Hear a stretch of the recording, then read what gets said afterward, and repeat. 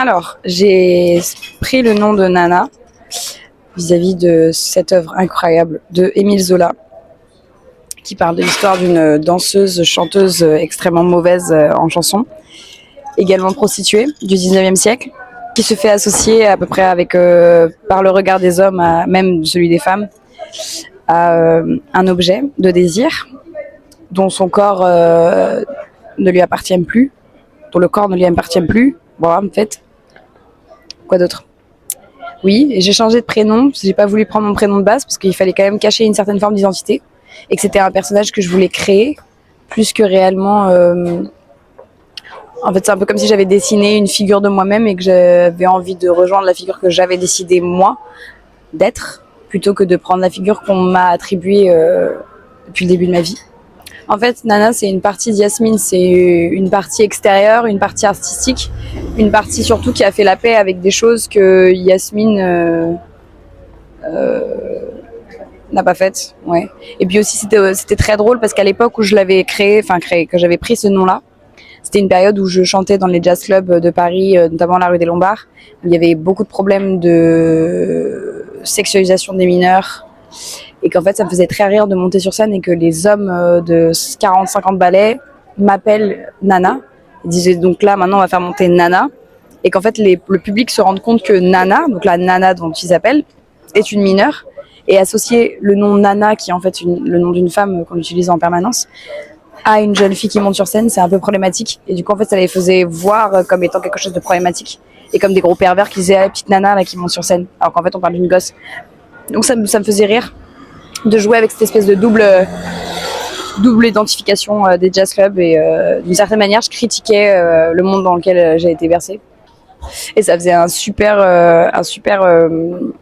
comment dire, miroir avec ce que je lisais qui était donc du coup Nana de Zola, parce que quand j'étais dans cette période là je lisais ce livre là, il m'accompagnait à chaque pas de rue que je faisais et c'était assez intéressant de voir à quel point est-ce que les gens me regardaient avant même de m'écouter. Alors que j'étais vraiment un bébé, j'avais 15-16 ans quoi. Au collège, j'étais pas très fan du français parce que c'était vraiment de la grammaire. Et en fait, à partir du moment où je suis arrivée en seconde, j'étais dans un collège-lycée privé, catholique, où je me faisais chier à mourir. Et en fait, j'ai eu une prof ultra passionnée et on était arrivé sur le passage du 19e siècle. Et en fait, le 19e siècle, c'est une forme d'écrire la réalité qui était très différente de ce que j'ai pu entendre, ce que j'avais pu lire. C'est une manière un peu glauque et une manière de glorifier la mort, la semi-mort, la vie. Et c'est une manière de représenter le corps très différente au 19e siècle. Pas forcément avec Balzac, mais vraiment juste après Balzac plutôt. Même dans le nu, tu vois, on représente le nu qui n'est plus forcément académique et beau et lisse, mais c'est un corps qui est déchiré, qui est toujours en fin de vie, en putréfaction. C'est un peu, et ça j'aime beaucoup. Je trouve ça très beau en fait. Je trouve que la destruction du corps, je la trouve très belle, mais c'est un truc ultra toxique, mais je trouve ça très beau. Et donc Zola, il est un peu arrivé à ce moment-là où moi aussi, après le suicide de ma meilleure amie, après le suicide de ma pote, je suis rentrée dans une dépression sévère. Donc j'avais forcément une espèce d'admiration pour la mort, très toxique. Et donc cette espèce de glorification, cette espèce de représentation du personnage qui est presque mort, en fait ça m'appartenait, c'était un peu mon état actuel. Et du coup Zola est un peu arrivé en décrivant les côtes de Gervaise, à tel point qu'elle pleure, en fait elle sent ses côtes se lacérer en elle, elle a pas les joues qui sont larmoyantes, mais elle a les joues creusées. Et je trouve que c'est une image un peu terrifiante, mais super belle et super représentative. Puis, en fait, il les estime, même s'il les met dans la fatalité, parce que Zola est naturaliste, hein, donc il part du principe que c'est l'hérédité, donc si ta mère a été comme telle, tu seras comme elle. Et c'est très fataliste, mais à cette période-là, je l'étais, donc ça correspondait bien. Tu l'es plus maintenant ? Si, je suis pessimiste et fataliste, mais réaliste. Donc en fait, parce que pour moi, la fatalité, c'est une réalité. Donc, et puis je trouve pas ça négatif, je trouve ça juste sage d'accepter que les choses sont fatales. En fait, à partir du moment où on meurt tous, c'est forcément fatal. Donc, je suis pas autant extrême que certains philosophes que je ne pourrais point citer.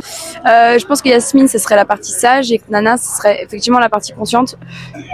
Mais c'est aussi celle qui en fait quelque chose. Et c'est comme Nana dans l'œuvre, elle est appelée la mouche dorée. C'est toute une contradiction. Elle est à la fois laide, épouvantable, parce qu'elle fait et parce qu'elle l'est.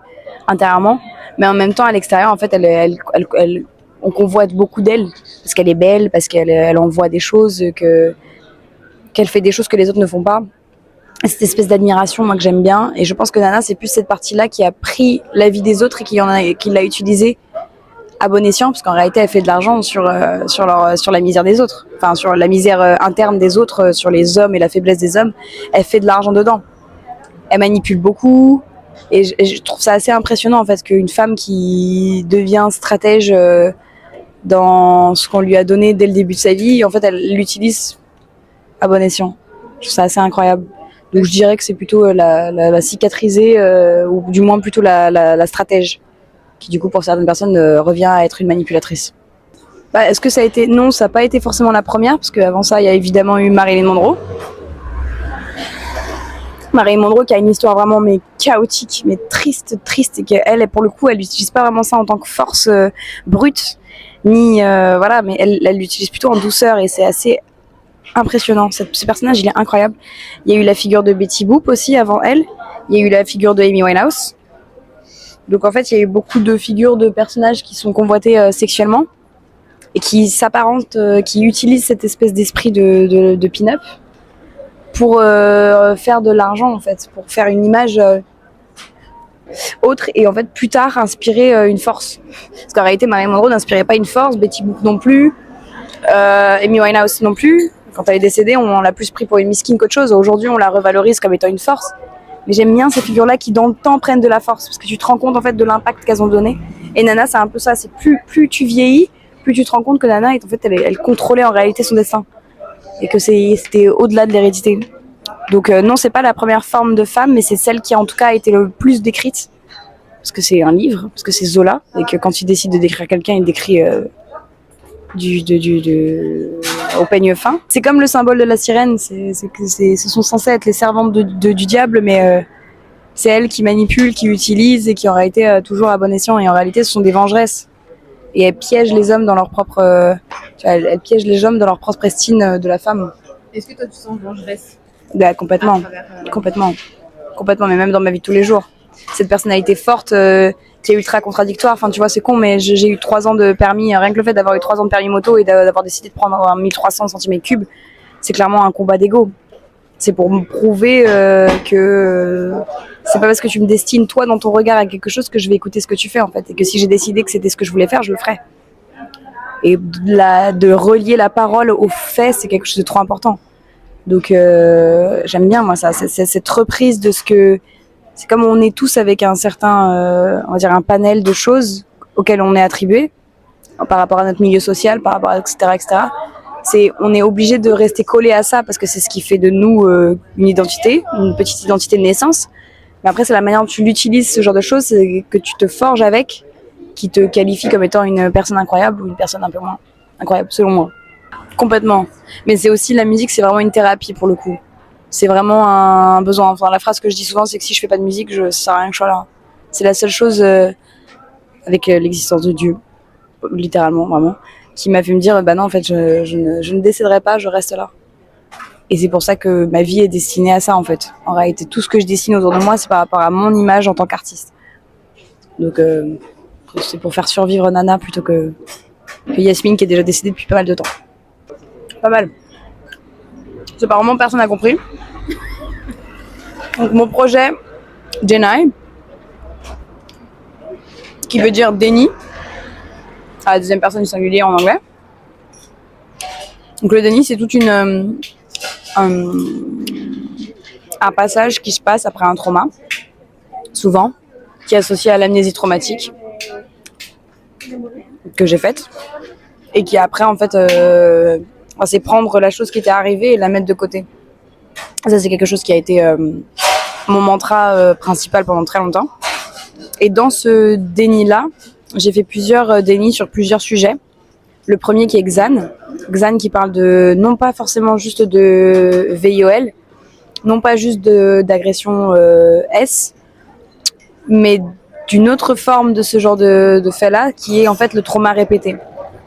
Parce qu'il y a un truc qui se passe dans le cerveau humain qui est très différent de avoir été agressé une première fois, puis une deuxième fois, Et à multiples reprises, c'est quelque chose dans le cerveau qui devient de l'habitude, où en fait ton corps ne t'appartient plus parce qu'il est destiné à ce trauma-là. Donc en fait, tu ne te bats plus. Parce que tu sais que dans tous les cas, c'est une fatalité et que ça retombera dessus et que de toute façon, tu es faite pour ça. Et tu as l'impression d'avoir un destin là-dessus. Et donc Xan, c'est ce processus-là où en fait, tu vas tenter à chaque fois au pas de ta vie d'essayer de rebâtir quelque chose qui va finalement être redéconstruit derrière. Et ça va être une espèce de boucle infinie. Et voilà. Et puis dans cette chanson-là, je parle aussi des moments de quand je me retrouve seule chez moi et qu'en fait tous ces traumas-là reviennent et que j'ai l'impression de ne plus être seule à ce moment-là, mais d'être avec les personnes qui m'ont fait ces traumas-là.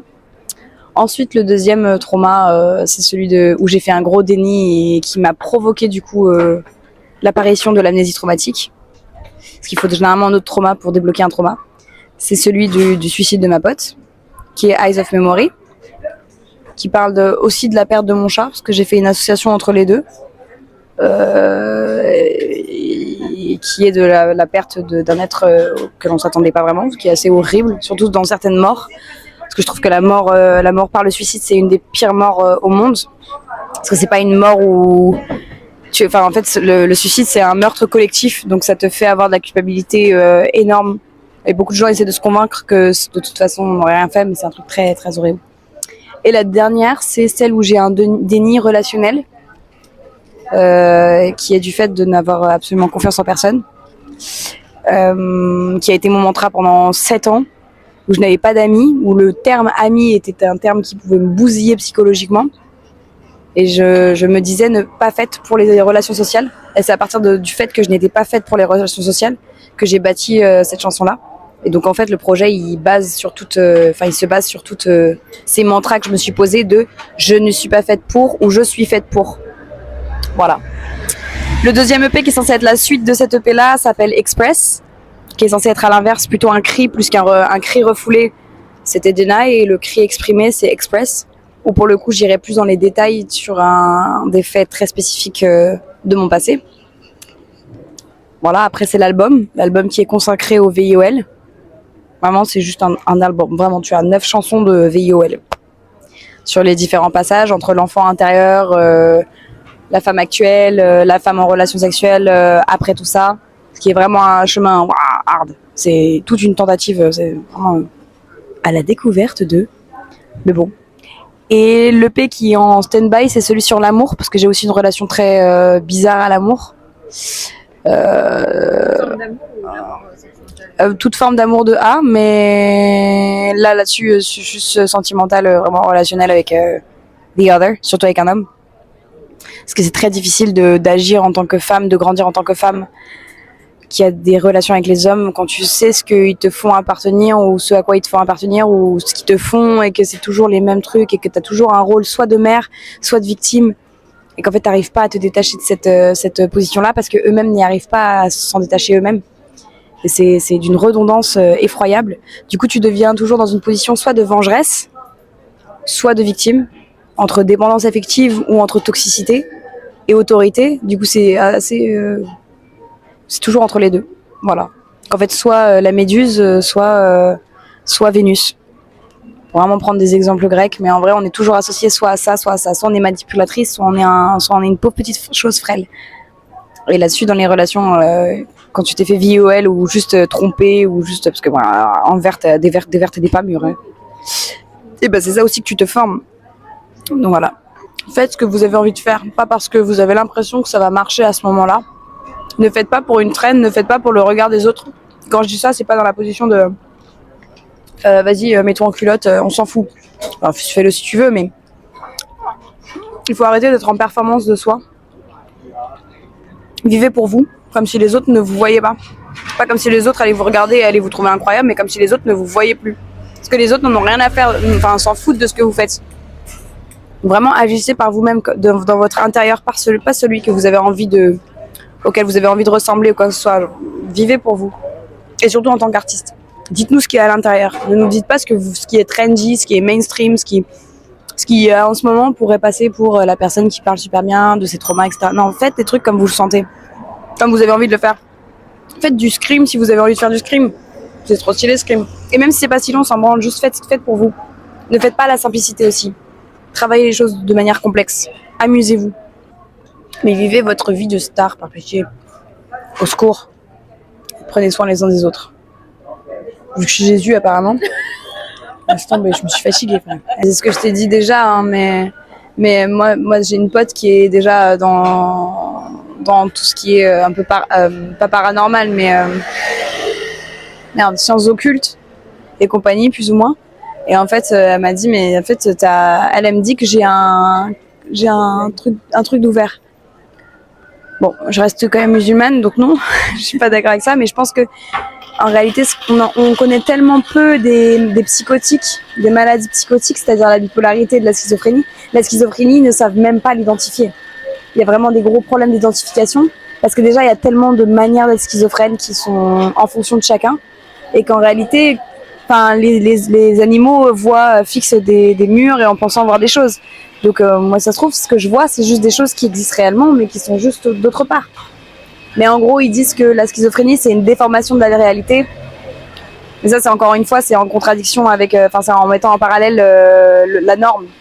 Mais dès que tu mets en parallèle la norme, tout est bizarre et tout est étrange et tout est une déformation de la réalité. Mais je pense que c'est surtout que la schizophrénie, il faut bien comprendre un truc, c'est que ce qui est dangereux dans la schizophrénie, c'est la paranoïa. Et encore, ça dépend. Et que ce qui peut être dangereux pour un schizophrène, c'est l'isolement. Qu'en fait, il faut pas voir ces maladies-là comme des choses dangereuses. Si t'es bien suivi et même si t'es juste en adéquation avec toi-même, tout se passe bien, tu vois. Alors oui, c'est dur, évidemment, ça fait juste des choses en plus à gérer. Mais il faut pas les diaboliser, ces maladies-là. Faut pas les associer à Satan. Faut pas les associer à la folie, en fait. Parce que ce qu'on a accordé comme étant folie dans le monde, c'est flippant. Les femmes, notamment l'hystérie, alors qu'en réalité, elles avaient juste leurs règles, ou même juste, en fait, elles sont elles. Tu vois, on les a associées à de la folie. Donc, en fait, ce qu'on associe à la folie, c'est tout ce qui est étrange de nous, tout ce qu'on ne comprend pas et qu'on ne veut pas comprendre parce qu'on en a peur. Mais non, ma maladie, c'est grave un plus. J'ai grave des choses trop intéressantes à comprendre, etc. Et même mes voix, des fois, elles sont fatigantes. Mais c'est intéressant de me dire que j'ai 3 sphères différentes. Celle de l'anxiété qui me balance des voix en permanence, celle de la schizophrénie et la mienne. Je trouve ça impressionnant. Et celle de ma conscience et de mon subconscient et de mon inconscient et blablabla. Je trouve ça génial. Ça fait que j'ai une capacité à interpréter, à comprendre les autres qui est beaucoup plus accrue. Parce qu'en fait, si j'arrive à me comprendre en étant dissociée de 5 phases, j'arrive à comprendre à peu près tout le monde sans forcément qu'on ait besoin de me décrire les choses. J'arrive à lire entre les lignes grâce à ça. Mais bon, ça reste une maladie difficile, mais je pense qu'on n'en parle pas assez et qu'il y a beaucoup de gens qui essayent de s'y associer alors que faut être diagnostiqué. Mais non, c'est une super maladie en vrai, je la trouve trop drôle. Genre, c'est con, mais je la trouve super drôle, ma maladie. Ça m'a à un moment donné inspiré. Mais sans m'en rendre compte, parce que j'étais pas au courant. Parce que je parlais de voix. D'ailleurs, j'ai un son qui s'appelle Voice Talking, qui n'existe pas encore, mais qui est écrit quelque part. Ça m'avait inspiré. Mais en fait, elles peuvent pas réellement m'inspirer parce que quand je les ai, je suis en incapacité de faire quoi que ce soit. Je suis trop dedans. Donc en fait, quand j'écris n'importe quoi. J'ai déjà essayé d'écrire sous crise. Oula, qu'est-ce qu'elle raconte, la dame? Donc en fait, non, ça m'inspire parce que ça me rajoute une force de plus. Mais elle ne m'inspire pas directement dans le sens où elle ne me donne pas d'indices d'inspiration ou quoi que ce soit. Parce c'est trop difficile à analyser, à contrôler, à défendre. En fait, c'est là qu'on différencie la schizophrénie de l'anxiété. C'est que les voix qui te parlent ne sont pas des voix qui ont ton timbre de voix, mais c'est des voix qui sont opposées à toi. C'est genre un homme, une vieille dame, des gens soit que je connais, soit des gens que je connais pas. Mais non, en fait, Nana, c'est plutôt, je dirais que c'est une extension de ce que je peux contrôler. Alors que Yasmine, c'est celle qui subit ce qu'elle ne contrôle pas. C'est-à-dire que Nana te dirait je suis fière de ses voix, alors que Yasmine te dirait j'en peux plus, j'ai mal à la tête. Donc c'est plus là-dessus, je pense. Pardon. C'est un personnage de moi, une extension de moi qui a réussi à contrôler et à prendre le dessus sur ce qu'elle devait expérimenter et qu'elle était forcée à expérimenter. Je pense que c'est ça. Ouais, parce qu'on se tente souvent d'être une version de soi, parce qu'on dit d'être la meilleure version de soi-même en oubliant la mauvaise version de soi-même, mais en fait on est les deux et c'est ça la sagesse. C'est le truc du yin et du yang, c'est dans le yin il y a un peu de yang et dans le yang il y a un peu de yin et on est en fait un ensemble et c'est ça le monde, c'est ça l'univers. C'est en fait, il faut arrêter de vouloir chercher une perfection de soi. Il faut juste accepter qu'on est plusieurs entités en même temps. Et que tu vois, c'est la base de la psychanalyse. T'as déjà séparé en 3 parties, entre parenthèses. Mais c'est pour ça, mais même je discute avec beaucoup d'hommes qui tentent d'être des versions d'eux-mêmes et d'éviter d'avoir des réactions et de subir à leurs émotions parce que ils veulent réagir de la meilleure manière. Mais en fait, il faut se laisser aussi aller à ces émotions parce qu'elles sont là, elles sont présentes. Il n'y a pas une émotion plus importante que l'autre. Et je prends souvent l'exemple de Vice Versa, le film. Tu vois bien que la problématique du film, c'est que Joie essaie de prendre le contrôle sur toutes les autres émotions. C'est pour ça que ça casse. Parce qu'en fait, il faut accepter qu'il y a plein d'autres émotions en soi. Et que c'est à partir du moment où tu acceptes, alors attention, en restant quand même dans le légal, parce qu'on est dans une société et qu'à partir de là, on est obligé de subir à des choses qui sont contradictoires par rapport à notre état d'humanité. Parce qu'il y a quand même une notion de contrôle supérieur. Mais il faut accepter ces mouvements, ces mouvances, les comprendre sans forcément toujours les analyser, parce que s'il y a une suranalysation de soi, il faut juste être en sagesse avec ces mouvements. En fait, il faut partir du principe qu'on sera toujours en mouvement, que si on n'est plus au mouvement, c'est qu'on est mort, et que c'est le fait de ne pas avoir atteint ses buts et en même temps d'avoir envie d'atteindre ses buts qui font que la vie est belle. Et c'est vraiment ça, c'est le fait d'être toujours en... La dépression, c'est pour ça que les gens sont tristes profondément, c'est parce qu'ils sont en anti-mouvement d'eux-mêmes. Ils sont dans un espèce de truc où c'est fixe, où rien ne bouge autour d'eux. Alors que quand tu vis, que tu ressens les choses et que tu n'es pas en dépression, en fait, c'est parce que tu bouges autour de toi. Voilà. C'est matérialisé dans la dépression par le fait que tu as envie de dormir tout le temps. T'as plus envie d'être en mouvement, intérieurement et extérieurement. Voilà. Donc oui, il faut complètement s'accepter. Et c'est ça en fait, s'accepter. C'est accepter qu'on ne se connaît pas, qu'on ne se connaîtra jamais, qu'on ne connaît pas les autres et qu'on ne connaîtra jamais les autres. Et une fois que tu as accepté ça, tu t'es dit, ok, donc il y a des moments où je vais être de cette manière-là. Il y a des moments où je vais être... tu vois, parce que les gens essaient toujours de s'identifier à moi, je suis comme telle ou telle manière. Je suis plutôt quelqu'un de sociable, je suis plutôt quelqu'un d'associable. À se mettre des étiquettes, mais en fait on est tantôt sociable, tantôt pas sociable, ça dépend du jour, ça dépend de ce que tu vis, ça dépend de ce que tu expérimentes.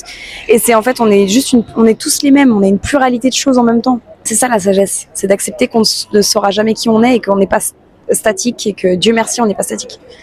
Voilà. Un message de fin. Venez, on s'amuse et on se prend pas la tête. On arrête d'essayer d'être parfait, d'être beau, d'être super, d'être élitiste, d'être fashion, d'être à la mode, d'être trendy. Non, on s'en branle, on s'en branle. Juste on s'amuse, si on a envie de mettre des stickers sur la tête, on les met et puis voilà quoi. Venez, on juge personne, on juge pas les gens sans les connaître. On n'essaie pas de former des groupes, des communautés strictes. On essaie juste déjà on essaie de rembourser les dettes qu'on peut avoir sur les autres personnes et les autres cultures du monde. On comprend nos fautes, on les accepte et on avance. Venez, on fait ça, on s'amuse aussi. Et elle est streamée quand même, ouais, en vrai. En vrai de vrai. Mais après, j'ai pas encore. Bientôt, il y a le nouvel projet qui sort. Allez, ciao!